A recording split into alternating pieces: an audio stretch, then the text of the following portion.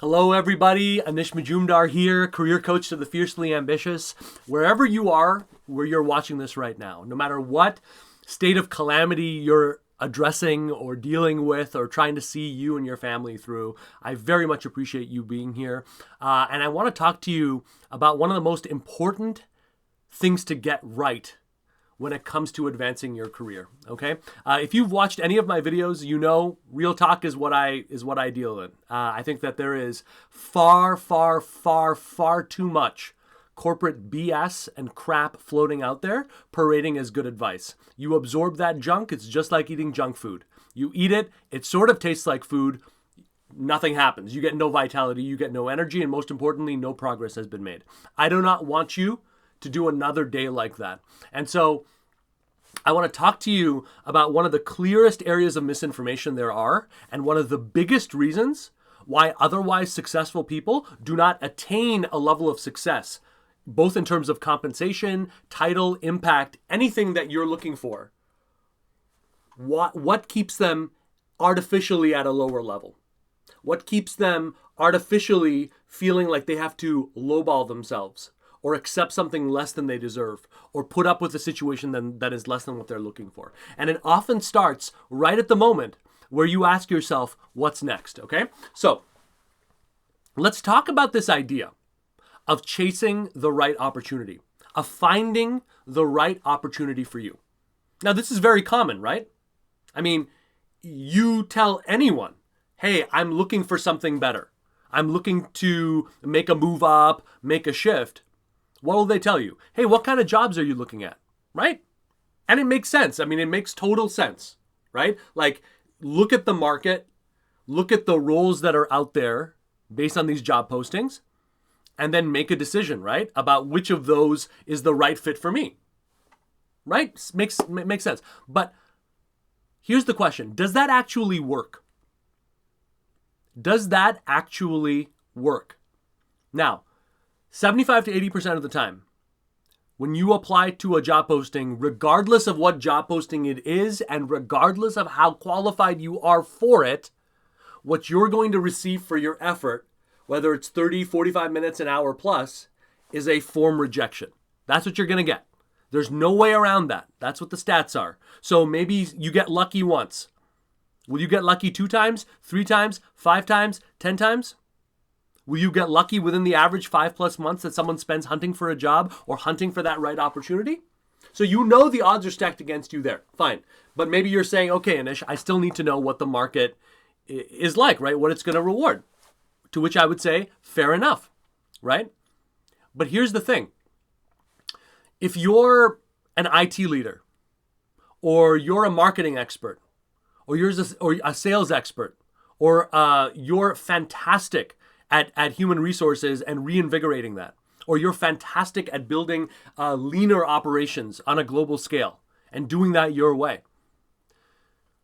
You're the expert in what you do, right? But if I had to come in and I had to describe what you do, and I had to find that, and I had to send out those right beacons, how right would I get? Because I'm not an IT expert. I'm not a sales expert. I'm not a business development expert. I'm not in anything, including the thing that you specialize in. The areas that only you can do, where the magic flows. Am I the expert in that, or are you? Because when you look at the market to dictate where you go next, you're essentially putting that in my hands, right? It's as though you went to med school, you did your residency, you did all of that, you practiced for many years, and now it's time for you to find a different job. And me, I don't know you. I don't know how you've excelled. I don't know anything about what you've done. I'm in charge of that. What am I going to come up with? What would my description be? Would that be accurate? Would that be, or would it be like this nonsensical jumble of crap, only some of which is pertinent, a lot of which is not? And now, are you going to bend and twist to fit that? Or are you going to take an approach that actually allows you to be the expert to figure out what the solution is? It's a very, very crucial thing, because at a certain level, you cannot move to the next level unless you are taking ownership for that. You're the expert. You figure out what to do. You figure out what the solution is. You figure out where you go next. No one, this is why, when you get to senior management, director, VP level on up, that's why the roles themselves start to get so scarce out there. That's why the salary ranges start to get so scarce when you do the research. That's why you see these inaccurate job postings everywhere at that level. They're either not sharing it or they're not finding the roles that way. They're not locking those down that way because we don't know what we need at a certain level. We need you to show us. And if you abdicate that responsibility, you immediately put yourself into a second-class citizen category.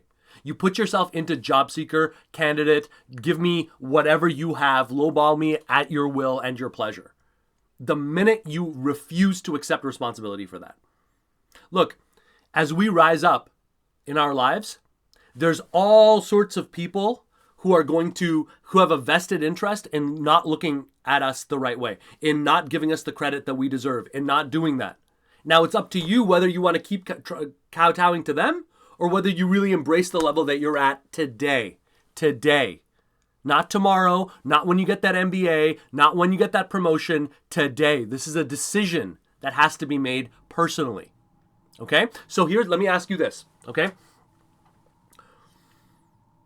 If it's not about chasing job postings and it's not about finding a pre-existing opportunity, because another problem is that by the time you see it in job posting mode, it's been around for so long, it's so stale. Have you ever tried to eat a piece of 2-day-old bread? I have. I'm sure we all have, right? It sucks. That delicious, moist, amazing feeling turns into this hard, crusty, horrible thing that you have to use, right? And at a certain point, maybe you just stick it in the oven and say, screw it, croutons, that's what they are, right? Right? Well, a job posting is 3-day-old bread. That's what that is. Because the pain that gave birth to it has been at that company usually a minimum of a year plus.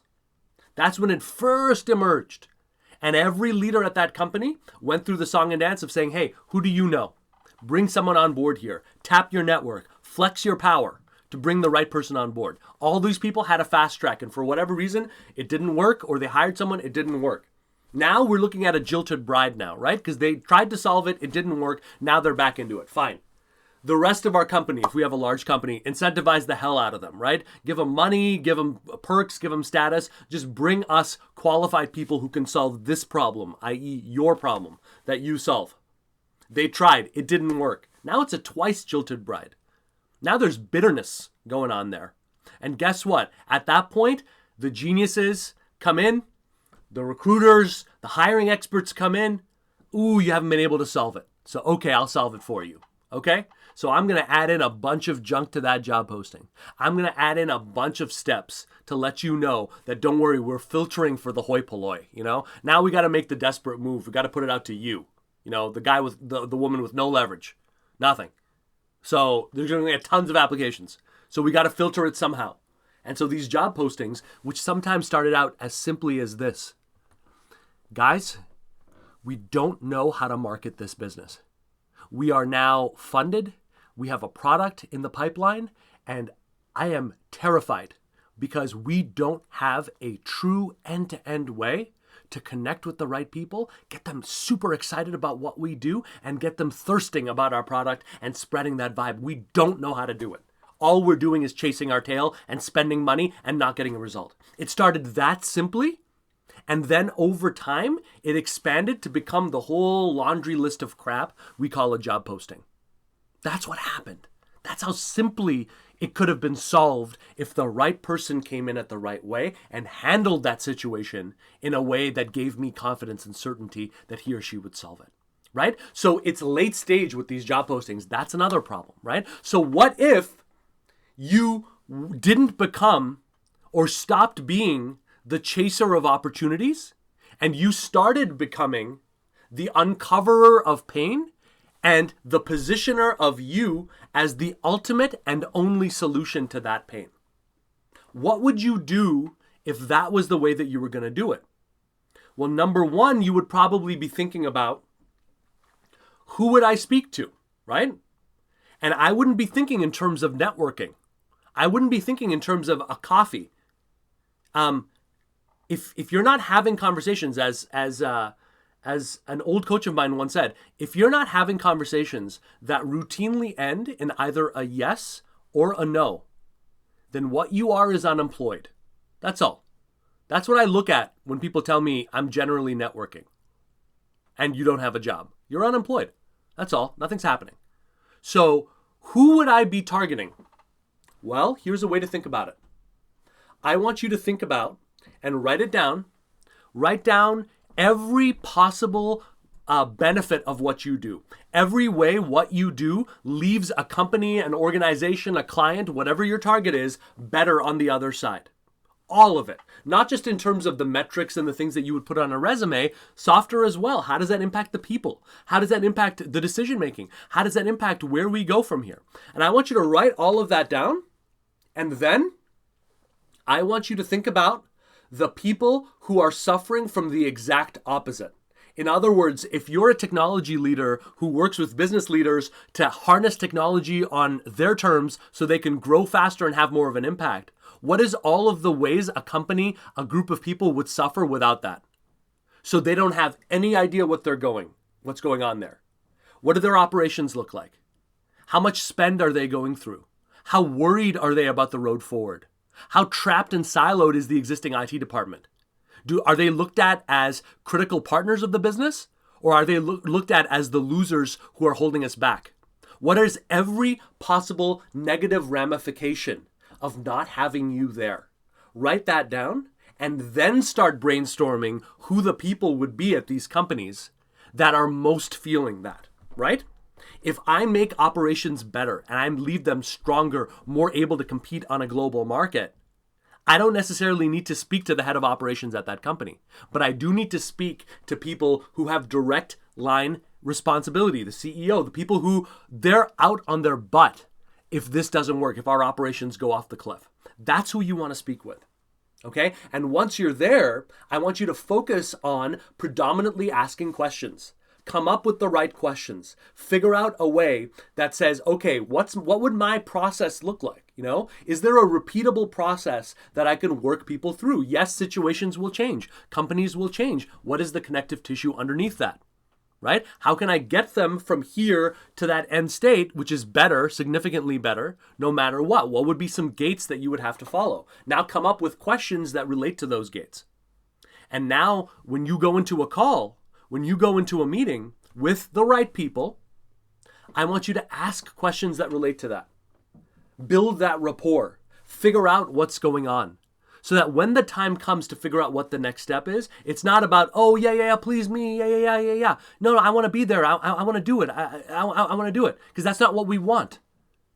Now, it's about what you've uncovered. Now, it's about a solution that is entirely based on what you have told me. But what I, by filtering it through the lens of the expert that I am, can only show you in this way. And now you're in a different place. So here's my message to you. Let today be the end of you chasing opportunities. And let today be the day where you start being the expert that you are. You are the expert no matter what in what you do as only you can do it. So now it's time to figure out the people who are suffering the most. And now is the time that you're going to go in there and be that expert, be that doctor, and assess, bring out what's really going on.